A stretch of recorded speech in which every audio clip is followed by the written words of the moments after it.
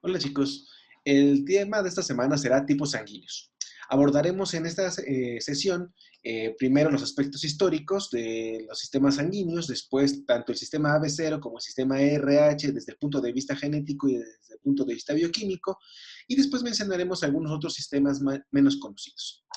La historia de cómo comienza el trabajo sobre los tipos sanguíneos en realidad proviene desde trabajos muy anteriores cuando se comenzó con los procesos de transfusiones. Al inicio esas transfusiones se realizaban de animales al ser humano, de como perros y algunas veces corderos hacia el ser humano, lo cual probablemente terminaba muy mal, ¿no? La transfusión de una sangre de otro organismo hacia el ser humano terminaba casi siempre mal, o si no es que siempre mal. Pero cuando comenzaron a hacerse estas transfusiones de seres humanos a seres humanos, lo curioso era que en algunas ocasiones les iba bien y en algunas ocasiones les iba mal. Es decir, cuando les transfundían entre dos personas, en alguna ocasión el paciente solo recibía esta sangre y no pasaba nada, pero en algunas ocasiones el paciente que recibía la sangre de otro individuo moría.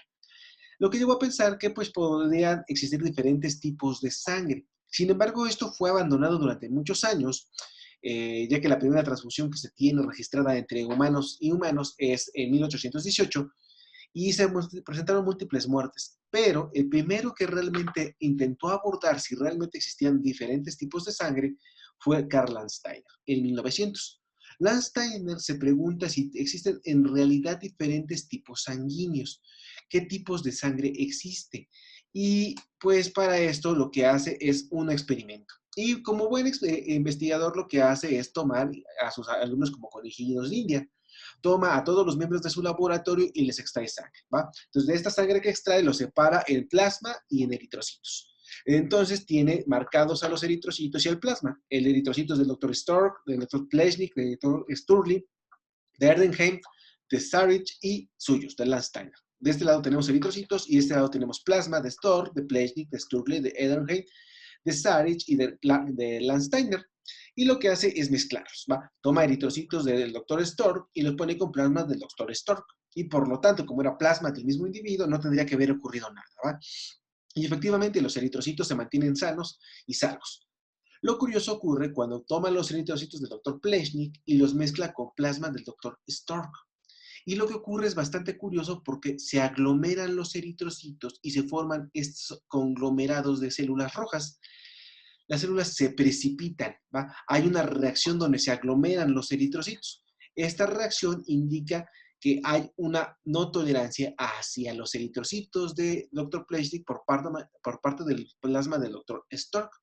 Y Landsteiner propone que eso es lo que ocurre en los individuos que se les transfunde con sangre de un individuo que no es compatible. O sea que cuando el paciente se muere, cuando le hacen la transfusión sanguínea, es porque el plasma del donador choca con los eritrocitos del receptor y estos tipos de coágulos, esta agregación de eritrocitos genera la obstrucción de vasos sanguíneos. Entonces, por lo tanto, el doctor Pleshnik y el doctor Stork son de tipos sanguíneos distintos. Por lo menos a este punto existen dos tipos de sangre. Posteriormente, pues aunque ya se comprobaba que sí existían por lo menos dos tipos de sangre, el doctor Landsteiner no se queda ahí y se compromete con terminar el experimento, ¿va? Mezcla los eritrocitos del doctor Sturley con el plasma del doctor Stork y se agregan. Por lo tanto, tanto Pleshnik como Sturley son de un tipo sanguíneo y el doctor Stork de otro. Entonces, por lo menos tenemos al doctor Stork, que es del tipo sanguíneo 1, digamos, y Pleshnik y Sturley son del tipo 2. Después mezcla los eritrocitos del doctor Erderheim con plasma del doctor Stork y también se aglomera. Entonces, al aglomerarse, por lo tanto, el doctor Pleshnik, Sturley y Ederheim son de un tipo sanguíneo 2 y el doctor Stork es del tipo sanguíneo 1. Pasa con Sarich y en Sarich también, vean, los eritrocitos de Sarich se mezclan y con Stork y generan la aglomeración de los eritrocitos. Esto indica que Sarich, Ederheim, Sturley y Pleshnik son del tipo sanguíneo 2 y Stork del tipo sanguíneo 1. Por último, mezcla los eritrocitos de Landsteiner, los suyos, con los de Stork y no se aglomera. Por lo tanto, hasta el momento, Landsteiner y Stork son del tipo sanguíneo 1 y Pleshnik, Sturley, Ederhem y Sarich son del tipo sanguíneo 2. Entonces, por lo menos aquí existen por lo menos dos tipos sanguíneos. La cuestión se fue poniendo más interesante cuando uno se dio cuenta que empezaba a completar los demás experimentos. Ahora tomó el plasma de Pleshnik y lo mezcló con el de Stork. Se supone que Stork era tipo 1 y Plečnik era tipo 2. Y cuando mezcla el plasma de Plečnik con los eritrocitos de Stork, no se aglomeran. Ah, chihuahuas, pero sí eran de tipo sanguíneo distinto. Y cuando mezclas dos de Plečnik con Stork, con Plečnik, pues no pasa nada. Entonces, por lo menos aquí llega a la conclusión Landsteiner que existen en realidad tres tipos sanguíneos, ¿va?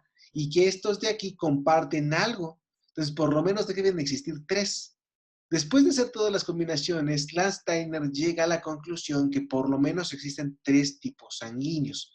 Posteriormente se dará cuenta que en realidad existen cuatro y les da nombre.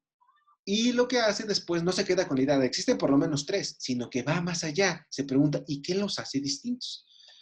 Bueno, pues Landsteiner descubre que lo que ocurre es que estos tipos sanguíneos tienen en la superficie unas moléculas que los hacen muy particulares, ¿va? Tiene antígenos, que así se les llama a estas moléculas, los antígenos de las células que son A, todos aquellos que son A, tienen en su superficie, por ejemplo, aquí vemos al eritrocito, el antígeno A, que en este caso es una bola roja, los B tienen estos cuadraditos azules, entonces los A tienen esos antígenos que se llaman antígeno A y que los tienen en su superficie y los representamos con estas esferas o círculos rojos. Los B tienen esos triángulos azules. Existe un tercer grupo que tiene tanto los rojos como los azules, por lo tanto es AB, y existe uno que no tiene ninguno.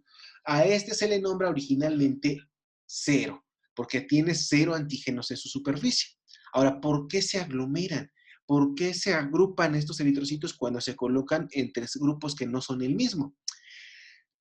Landsteiner descubre que esto es como la guerra, es como la discriminación, se ataca a lo que no es igual a uno. Estas armas que tienen, que hacen que ataquen, son anticuerpos. Los que son A, los que somos A, tenemos estos círculos rojos, no podemos generar anticuerpos anti-B porque nos atacaríamos a nosotros mismos. Atacamos a lo que es distinto a nosotros. Yo soy A, ataco a los B. Entonces, los A tienen anticuerpos anti-B.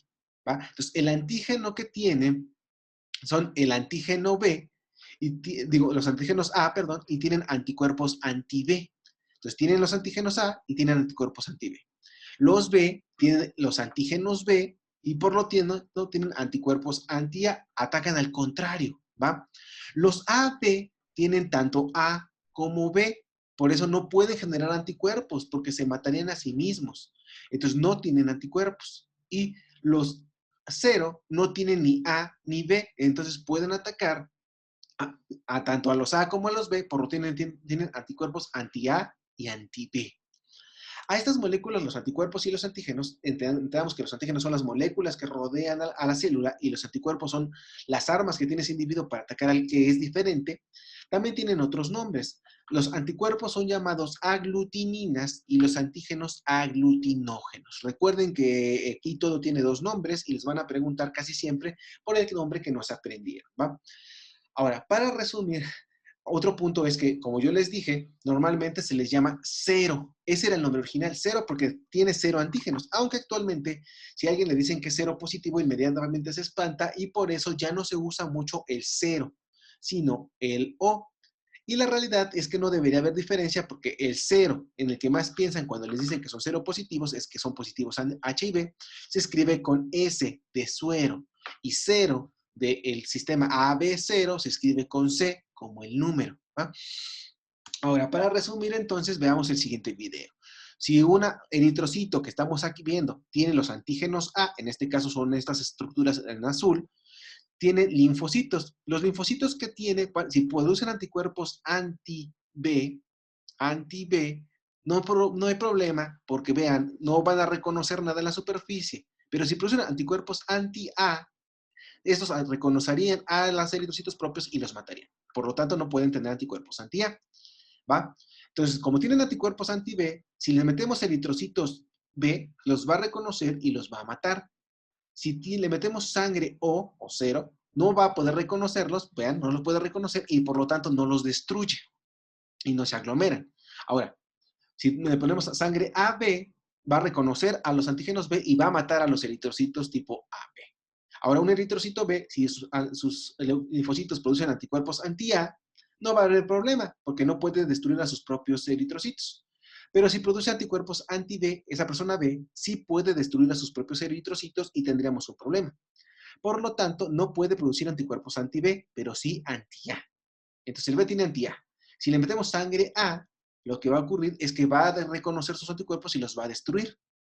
Si a esta persona B le metemos sangre 0 u O, no lo puede destruir porque no tiene antígenos A en su superficie y entonces no pasa nada. Ahora, un AB, si produce anticuerpos anti-A, se va a autodestruir. Por lo tanto, esto no es bueno, ¿va? Por lo tanto, no puede tener anticuerpos anti-A. Si esta persona AB produce anticuerpos anti-B, va a reconocer sus propios eritrocitos y los va a matar. Por lo tanto, no puede tener tampoco anticuerpos anti-B. Por lo tanto, el AB puede recibir a células A, células 0 y AB.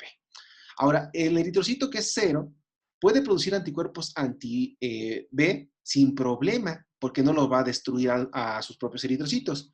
Puede producir anticuerpos anti-A porque no hay problema, porque no los va a destruir, porque no puede reconocer a sus propios eritrocitos. Por lo tanto, al tipo 0, si le meto a eritrocitos A, los va a destruir, va a matar esos eritrocitos. Si yo le pongo sangre B, va a destruir esos eritrocitos porque sus anticuerpos los va a reconocer y los va a matar, va a destruir esos eritrocitos B. Si yo le pongo sangre AB, los anticuerpos anti-A los van a reconocer y también los anti-B, y por lo tanto los va a destruir. Entonces, en general, si entendemos qué anticuerpos tiene cada tipo de eritrocito, podemos entender a qué tipo sanguíneo le podemos colocar qué tipo sanguíneo durante un fenómeno de transfusión. ¿Va? Nota, ningún eritrocito resultó dañado durante la grabación de este video, ¿va? Ese fenómeno que acabamos de describir por parte de Karl Landsteiner le ganó el Premio Nobel de Medicina en 1930. Describir cuántos tipos sanguíneos hay y qué hacen que exista la incompatibilidad. Él explicó por primera vez por qué en una transfusión sanguínea a veces al paciente le iba bien y al paciente le iba mal, ¿va? En realidad, su mismo grupo descubrió después el factor RH. Si se han dado cuenta, cuando les dicen qué tipo sanguíneo son, les dicen si son A positivo o A negativo, o B positivo o B negativo.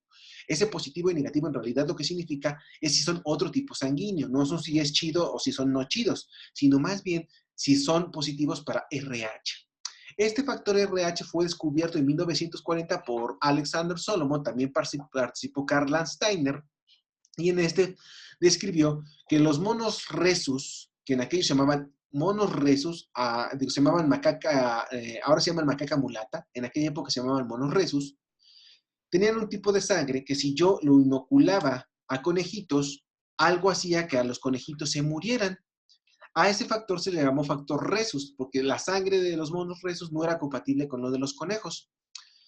Y entonces, lo interesante fue ver si en la sangre de los monos rhesus, y se les llama RH, porque vean cómo comienza su nombre, RH, si esa sangre, ese factor RH hace que la sangre de estos monos, si se las mete a un conejo, se muera, es porque puede haber otro tipo sanguíneo.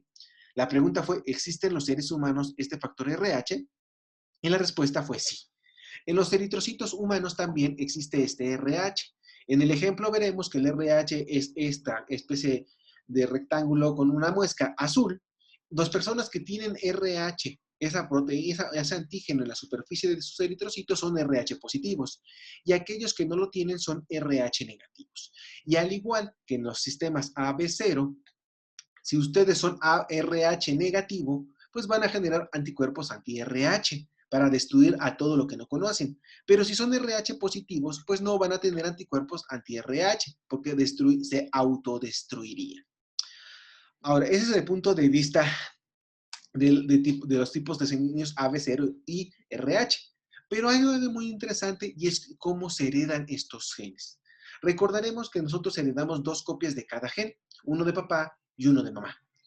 Y entonces tenemos dos alelos.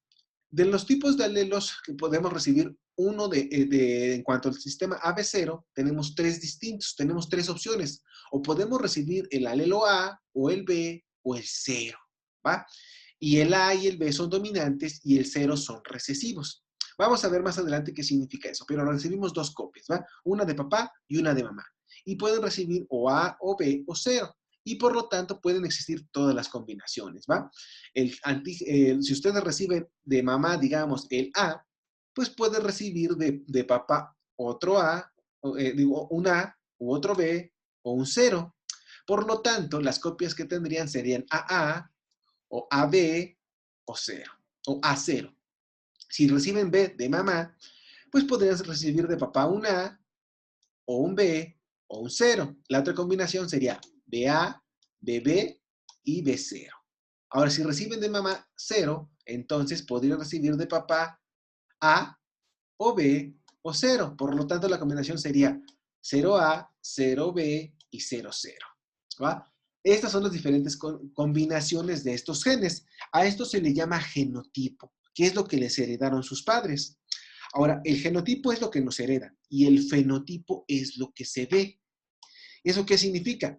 Bueno, si yo recibo de mamá un A y de papá otro A, mi genotipo es AA, pero ¿cuál es mi fenotipo? Al final, si yo me hago una prueba sanguínea, ¿qué tipo sanguíneo sería? Sería A. Si yo recibo de mamá un A y de papá un B, mi genotipo sería AB y por lo tanto mi fenotipo sería AB, ¿va? Si yo recibo de mamá un A y de papá un cero, ¿qué sería? ¿Cero? No. ¿Qué sería? A, ¿va? Ese es un error. Sería A. Entonces, ¿por qué? Porque A y B son dominantes. Esto es como en las parejas, muchachos. Ustedes seguramente han tenido una pareja que es súper dominante y que les dice, vamos a ir al cine. Sí, está bien, mi amor. Hoy vamos a cenar con mis papás. Sí, mi amor. Entonces, esos son dominantes.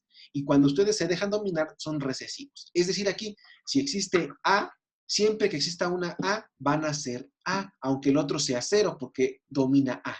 En el caso de los dos que dominan A y B, pues entonces serían AB. Vamos a seguir con los ejemplos. Si de mamá heredan un A y de papá un B, serían BA de genotipo, pero cuando vean en su prueba sanguínea van a ser AB. Si de mamá reciben un B y de papá reciben un B, serían de genotipo BB y por lo tanto su fenotipo cuando salga la prueba sanguínea serían tipo B. Si heredan de mamá un 0 y de papá un B, pues serían B. ¿Por qué? Porque B es dominante, le gana a 0, ¿va? Ahora, si reciben de mamá un 0 y de papá un A, ustedes serían A de nuevo, porque A domina sobre 0, es el que manda. 0 de mamá y B de papá serían B, porque B manda. Y si reciben 0 de mamá y 0 de papá, sería la única circunstancia en la que ustedes serían 0, ¿va? Entonces, ¿por qué? Porque solamente que los dos sean recesivos se expresaría el 0. Es la única forma. Recuerden que a estos, que los dos genes son iguales, se les llama homocigoto. Y a estos que son distintos se les llama heterocigotos, ¿va? Entonces, la única forma de que aparezca 0, que sean 0, es que sean homocigotos para el gen recesivo. Y así se le llama homocigoto recesivo. Es decir, los dos genes que reciben son los que son recesivos, los que son relajados, ¿va?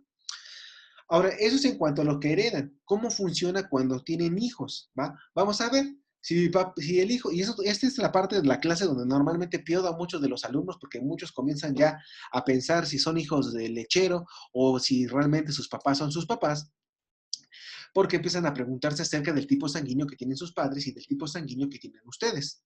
Pues bien, por ejemplo, si papá es B y mamá es A, lo que más comúnmente pensamos es que este es el genotipo, ¿va? Papá es BB, mamá es AA.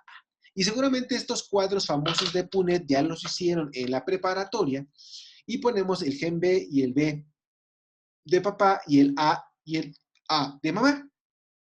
Y entonces tenemos aquí el B se cruza con el A, el B, por lo tanto, ese es el genotipo y por lo tanto el fenotipo es AB. Si cruzamos esta B con esta A, tenemos, esta B con esta A, tenemos otro BA, el genotipo sería BA, por lo tanto, el fenotipo, cuando se haga la prueba, son AB. Si mezclamos esta B con esta A del papá con la mamá, tenemos otro BA, por lo tanto va a ser AB. Y si mezclamos esta B de papá con la A de mamá, vamos a tener otro BA y por lo tanto un AB. Por lo tanto, pensaríamos que una pareja que es papá B y mamá A, todos sus hijos van a ser AB. el 100%. Ahora, vamos a este. Si el papá es A y la mamá es A, pensamos normalmente que el papá es homocigoto dominante, o sea que las dos genes que tiene son A y que los dos genes que tiene mamá son A y A. Si hacemos el cuadro de Punnett, resulta que si esos papás, que los dos son A, tienen un hijo cero, inmediatamente empezamos con problemas, ¿no? Porque veamos qué pasa. Ponemos la A y la A de papá y la A y la A de mamá, y cuando hacemos los cruces y cruzamos el A de aquí con el A de acá, tenemos AA, o sea, homocigoto para A, por lo tanto, el fenotipo es A.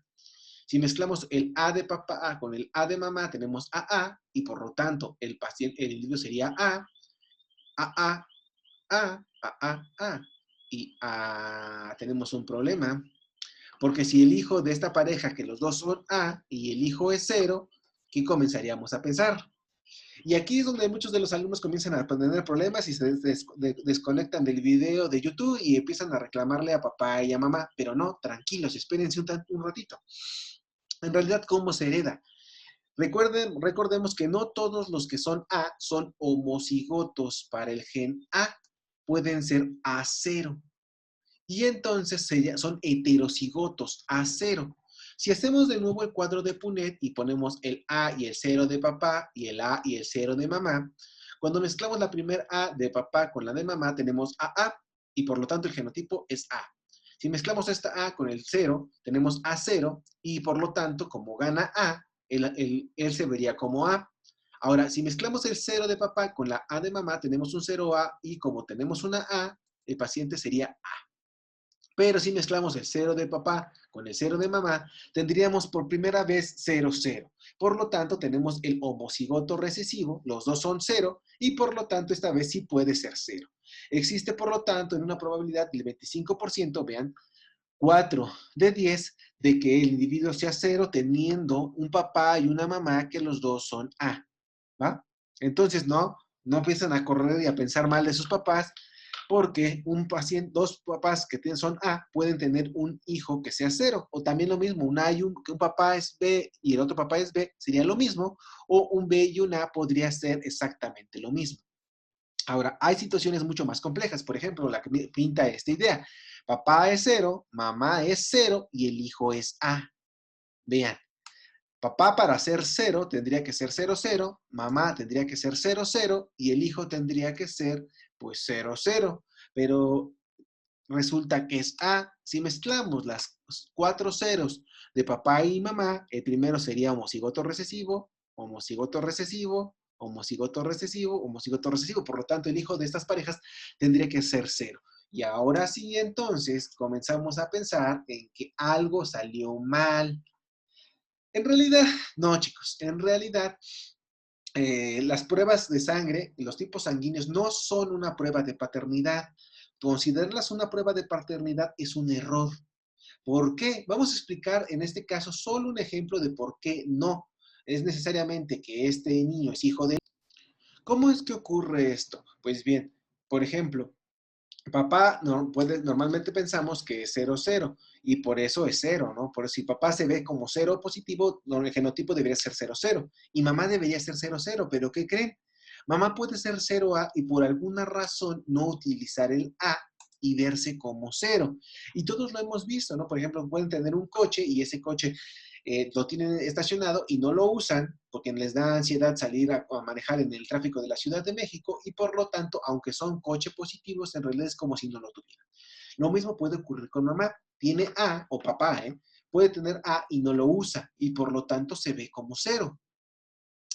Entonces, si nosotros comenzamos a mezclar ahora sí el 0, 0 de papá con el 0A de mamá, uno va a ser 0, 0, por lo tanto es 0, otro va a ser 0A y puede ser 0, como mamá que tiene la A pero no lo usa, otro puede ser 0, 0 y ser 0, pero puede haber una probabilidad de que hay 0A y sí lo utiliza. Esta represión del A sí se utiliza y aparece como A. Este fenómeno permite que una persona, que dos papás que sean ceros, pueden tener un hijo A porque la mamá es heterocigota, pero no utiliza el A. Estos fenómenos genéticos los abordarán o ya los abordaron en genética mucho más profundamente, y esto explica por qué a veces hay parejas cero que tienen hijos A o B, ¿va? Pero no es necesariamente que son hijos de lechero. Las pruebas de paternidad son mucho más complejas. Entonces, como anécdota, yo sé que parece chiste, pero es anécdota, hay gente que se ha divorciado porque sus hijos nace A y ellos ambos son cero. Y esto no es necesariamente que haya un lechero de por medio, sino que existen fenómenos genéticos mucho más complejos que se conocen como falta de penetrancia, que van a abordar un poquito más en el temario de genética. Ahora, esto es desde el punto de vista genético, ¿va? Ustedes heredan dos copias del gen y si heredan A o B son A o B, si heredan las dos son AB y si heredan dos ceros son cero, ¿va? Ahora, desde el punto de vista bioquímico, ¿qué es esto? ¿Cuál es la razón de que yo sea A o B? Ya les dije, ya vimos en el video que los eritrocitos que tienen el antígeno A en su superficie son A, los que tienen el B son B, los que tienen los dos antígenos son AB y los que no tienen nada son cero. En realidad, bioquímicamente, ¿qué son?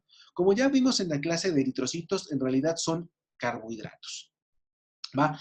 Y entonces, ustedes ven aquí el eritrocito y tienen un montón de azúcares encima, ¿se acuerdan que están sobre la glucoforina? Y esta torre de azúcares se le llama sustancia precursora. Eso es como un edificio, vean, tiene varios bloques. Este edificio, que ya cuando llega al quinto piso, se le llama sustancia precursora. A esta sustancia precursora se le puede agregar o se le puede subir un último piso, el penthouse, ¿va? El penthouse es la última parte de este torre de carbohidratos.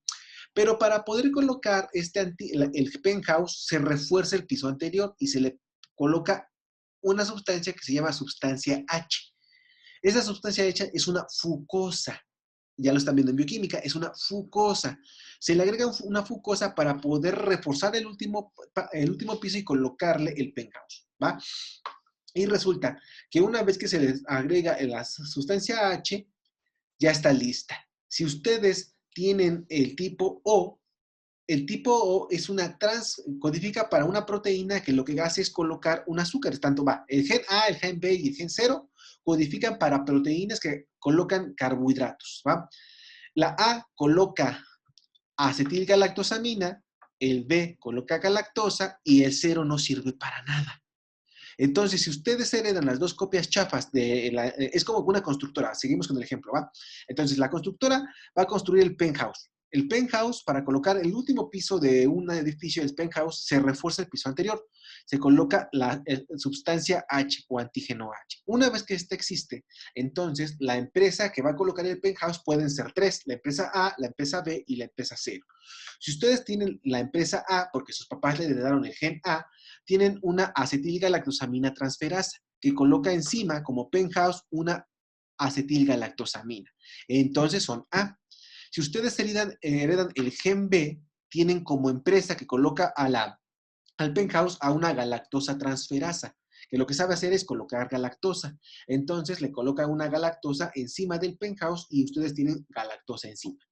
Entonces, el antígeno, la molécula del sistema A, pues es acetilgalactosamina, el antígeno B es galactosa, y si ustedes heredan un A de mamá y B de papá, tienen las dos empresas. Entonces, algunos eritrocitos tendrán acetilgalactosamina y otros galactosa, y serán AB. Pero si heredan de papá y mamá los genes 0, entonces tienen transversas chafas que no sirven para nada, y no va a colocarles penthouse. Si no tienen ese penthouse, no tienen ese último carbohidrato, entonces lo que tienen es que tienen 0 antígenos encima y son 0. Entonces, así funciona bioquímicamente. Ahora, hay una curiosidad aquí. Si tenemos que la que coloca el antígeno A es una acetilgalactosamina transferasa, la que coloca el antígeno B es una galactosa transferasa, la que coloca el antígeno H es una fucosa transferasa, porque recuerden que el refuerzo, vean, este de aquí, es el que permite que se coloque el penthouse. Eso lo hace una fucosa transferasa. Hay algunos individuos que no tienen fucosa transferasa y no pueden colocar el refuerzo del último piso para colocar el penthouse.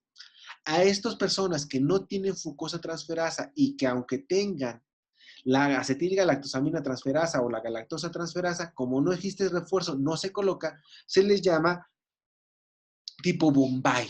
Se les llama tipo Bombay y cuando les hacen la prueba sanguínea salen como si fueran cero, pero en realidad pueden ser A, pueden ser B, pueden ser AB, pero como no tienen quien coloque el refuerzo del último piso, se quedan como cero.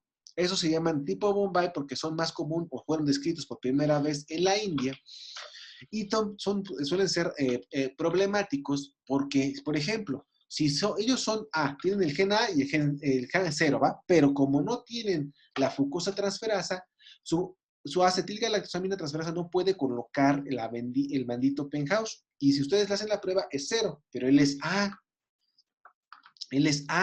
¿va? Y entonces es A, va a tener anticuerpos anti-B.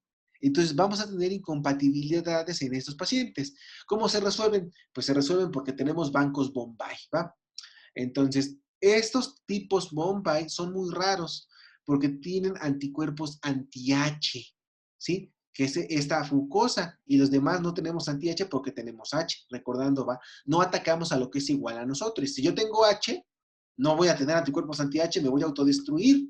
Entonces, los tipo Bombay son los únicos individuos que tienen anticuerpos anti-H. Ahora, aunque yo les describí estos como con edificios y con penthouse, en realidad no son así, sino que son más bien así. Así son los antígenos del sistema AB0, son estructuras complejas, pero no les vamos a preguntar acerca de cómo son bioquímicamente a profundidad. Solo basta con que sepan que el tipo A es una acetilgalactosamina, el antígeno B es una galactosa, los AB tienen los dos o acetilgalactosamina o galactosa y los tipo 0 no tienen ninguno. Y que los H son unos raros, los que no tienen H son unos raros, se conocen como Bombay. Ahora, en cuanto a la frecuencia, veremos que en realidad esto cambia alrededor del mundo. Hay países donde el más común es el cero, como Hong Kong, como Alemania, han dicho Alemania, ¿no? Vean, en Alemania es 37% son A, es más común el A que el cero.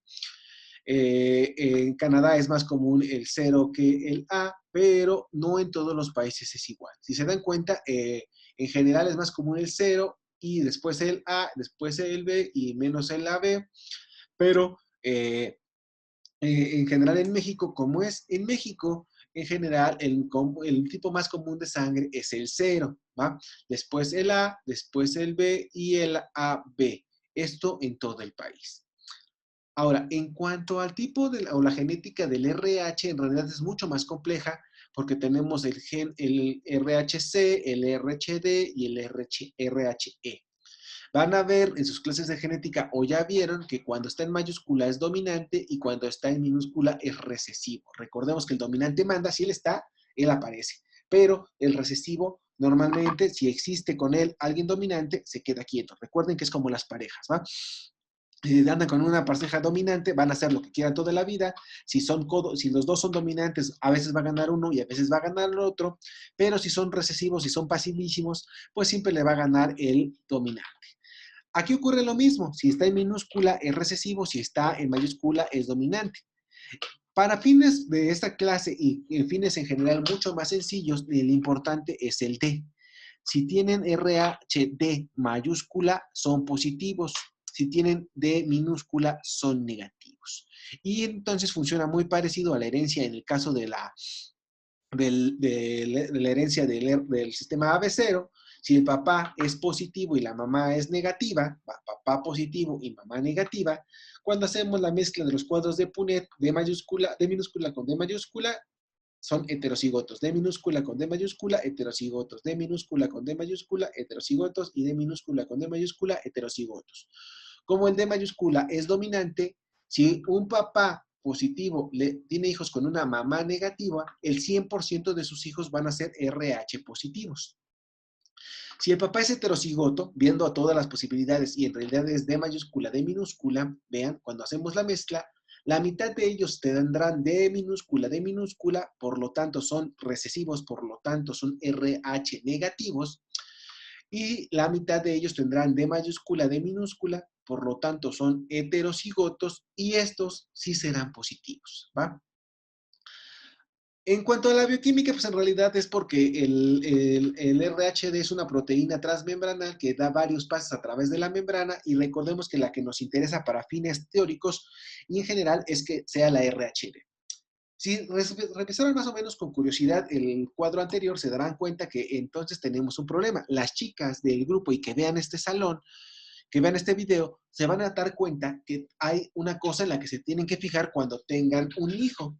Y esto es cuando tengan un hijo, no que se casen. No es lo mismo casarse que tener hijos. Entonces, si tienen un hijo, tienen que fijarse en algo. Y no es en si es buena onda, si es guapo, si tiene dinero, lo que quieran. Es qué tipo sanguíneo es. Si ustedes, chicas, son RH negativo, por lo tanto, pueden desarrollar anticuerpos anti-RH, porque de nuevo atacamos a lo que no tenemos. Si ustedes, todos de los que escuchen este video, si ustedes son RH negativas, chicas, cualquier chica, van a poder generar anticuerpos anti-RH, ¿no? Ahora, si tienen hijos con un individuo masculino RH positivo, sus hijos van a ser RH positivos. Si el papá, recordemos la tabla, es homocigoto, es una probabilidad del 100% y si es heterocigoto es del 50%. Aquí hay un problema. Si ustedes son RH negativo y el producto es RH positivo, ustedes van a desarrollar anticuerpos anti-RH y van a atacar al producto. Y esto ocurre. Se conoce como enfermedad hemolítica del recién nacido o eritroblastosis fetal. Si ustedes tienen hijos, cualquiera de ustedes que sea chicas, que sea RH negativo, tiene hijos con un RH positivo, entonces su hijo va a ser RH positivo y pueden generar anticuerpos que destruyen los eritrocitos del producto y los niños nacen amarillos, amarillos, amarillos, como Simpson, porque recordemos en nuestra clase anterior vimos que cuando los eritrocitos se destruyen, la hemoglobina se rompe y el grupo M produce bilirrubina y la bilirrubina da un color amarillo. Entonces, el paciente nace amarillo porque sus eritrocitos son destruidos en grandes cantidades. Comúnmente, esto no ocurre en el primer embarazo. El primer embarazo de una mujer RH negativa con un hombre RH positivo puede nacer normalmente. El problema es en el segundo embarazo. Durante el segundo embarazo, la mamá ya genera una respuesta inmunológica de memoria, si recuerdan sus clases de inmunología. Lo que pasa es que cuando tienen por primera vez se encuentran con un antígeno, la respuesta es pequeñita, pero cuando se encuentran con una segunda vez con esta, la respuesta es mucho más potente, a lo que conocemos como respuesta secundaria. Razón por la cual funcionan las vacunas, pero eso lo verán en otras clases, ¿va? Entonces, la primera vez que tienen un hijo no hay problema, la segunda vez sí, y comúnmente termina en un aborto, ¿va? ¿Qué es lo que se puede hacer para evitar esto? Ya existen fármacos. Por ejemplo, el producto que se utiliza se llama Rogam. Aquellas mujeres que son RH negativas y que quieran tener un segundo hijo, lo que se hace es colocar este Rogam. ¿Cómo funciona? Pues lo que pasa es que hagamos de cuenta que en este eritrocito, este es un eritrocito de ese hijo que es RH positivo. Ustedes, como son RH negativas, generan anticuerpos anti-RH, porque a ustedes no les va a hacer nada, y entonces esos anticuerpos van a reconocer al eritrocito del producto y los van a destruir a estos eritrocitos y se van a morir. ¿Cómo hacerle para que esto no ocurra? Pues muy bien, se ha diseñado un anticuerpo que es un anticuerpo anti-anticuerpo. Es decir, este es el fármaco que les dan, esto es Rogam. El Rogam se pega al anticuerpo anti-RH y lo bloquea. Aunque esté ahí, ya no se puede pegar a los antígenos RH y por lo tanto no puede matar al eritrocito. Esto es un fármaco que en realidad es un anticuerpo y que se utiliza para tratar o para evitar que aparezca esta enfermedad hemolítica del recién nacido. Y veremos más adelante que cuando ya nacen con esta enfermedad se puede dar un tratamiento y es un tipo de transfusión. Eso lo veremos en la clase de transfusión. Ahora, ¿cómo se tipifica? ¿Cómo saber si el paciente, el individuo es A o es B o es AB y si es positivo o negativo? Lo que se hace es utilizar clásicamente estas tarjetas. Estas tarjetitas tienen aquí el nombre del paciente y la dirección y tienen 4 espacios, en realidad tienen 5, ¿va? En la primera, ustedes colocan anticuerpos anti-A, ¿va? Entonces, en el primer cuadrito colocan un reactivo que les venden, que es azul, que tiene anticuerpos anti-A. En el segundo colocan anticuerpos anti-B. En el tercero colocan una mezcla de los dos, anticuerpos anti-A y anti-B. Y en el penúltimo colocan anticuerpos anti-RH. En el último solo colocan solución salina, ¿va? Es un control. Entonces, si el paciente se le colocan estos, de nuevo en el primer cuadrito hay anticuerpos anti-A, en el otro hay anticuerpos anti-B, en el otro hay anti-A, anti-B y abajo hay anti-RH, ¿va? Entonces, coloco en los 4 cuadritos una gota de sangre del paciente que voy a tipificar. Si coloco sangre donde hay el anticuerpo anti-A y aglutina, hagamos el simulacro, si tengo anticuerpos anti-A y sí se pega y se aglutina, entonces mi sangre es A. ¿Ah? ¿Y cómo comprobar? Si yo lo pongo, doy anticuerpos anti-B y no se pegan y no se aglutinan, como ven en la imagen, entonces no es B, es A. ¿Cómo comprobar? Ah, pues si yo pongo los dos anticuerpos, en los eritrocitos pongo en un tubito, en el pocito donde están los dos anticuerpos, los anti-A lo van a reconocer y los van a aglutinar. Entonces, tiene que aglutinar, los A aglutinan donde hay anticuerpo anti-A, no aglutinan donde hay anticuerpo anti-B y aglutinan donde hay AB.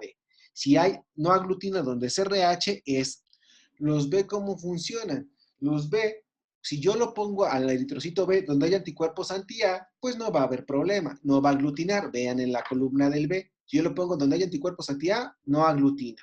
Si yo lo pongo en el segundo pozo, que es donde están los anticuerpos anti-B, sí lo va a reconocer y sí va a aglutinar. Y vean, aquí aglutina. Si yo lo coloco donde están tanto el A y el B, los A van a reconocer y va a aglutinar. Y vean donde está el B, ¿va? Ahora veamos qué ocurre con los AB.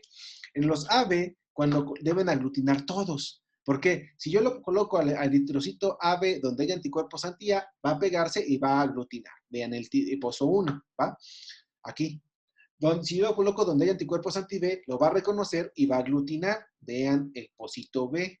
Si yo coloco donde hay los dos anticuerpos, A y B, va a aglutinar porque los dos anticuerpos lo van a reconocer y va a aglutinar en los dos casos. Entonces, aglutina en el tercero, ¿va? El cero.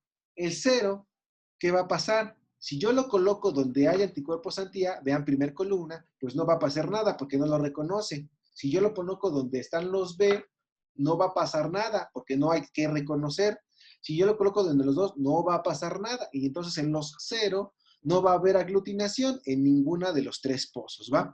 Y por último el RH, si aglutina, son RH positivos y si no aglutina, son RH negativos. En general, así se hace clásicamente la tipificación sanguínea, aunque en realidad ya actualmente no se utilizan pocitos, sino utilizan pequeñas tiras de tubos como las que ven ahí, ¿va? Si aglutina o si tiene el color, vean aquí en la tarjeta, aglutinó en donde hay anticuerpo anti-A, se puso azul, aglutinó donde hay B, es B, si aglutina los dos es AB, ¿va?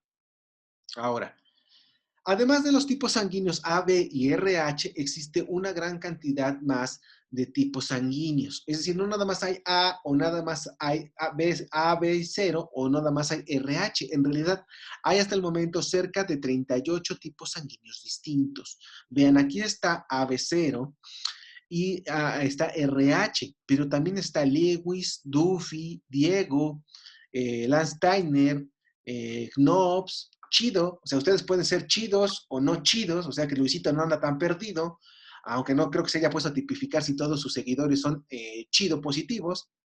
Hay Hill, hay Forsman, hay OK, o sea, pueden ser OK o no OK, aunque no lo crean, sí existe. Y no es de que en realidad que sean tipos sanguíneos que pues, aparecen en gente perdida en Asia o en China, en África, sino son tipos sanguíneos que no utilizamos mucho, pero en realidad todos somos o chido positivos o chido negativos, u OK o no OK, pero en realidad no evaluamos muchas veces estos tipos sanguíneos. Los más comúnmente evaluados son el AB0 y el RH, porque como veremos en la clase de transfusiones, son las que realmente pueden generar problemas transfusionales. Si yo pongo en una persona A, que es A, ustedes son A, y tienen anticuerpos, por lo tanto, anti-B, y les pongo sangre AB, cuando yo les ponga esos eritrocitos van a ser reconocidos por los anticuerpos que tengo en sangre y los van a destruir. Y no va a servir de nada la transfusión, ¿va? Estos tipos sanguíneos, los AB0 y los RH, son los que generan respuestas inmunológicas muy potentes. En el caso de los demás no es tan común, aunque veremos que actualmente ya se pueden generar problemas de transfusión por otros tipos sanguíneos como Diego, como Duffy, y que son complicaciones de la medicina transfusional. Muy bien, muchísimas gracias por su atención, chicos. Si hay preguntas a través de la plataforma, en el caso de los alumnos de los grupos de Mático, o si no, en los comentarios. Muchísimas gracias. Nos vemos en la siguiente sesión. Hasta luego.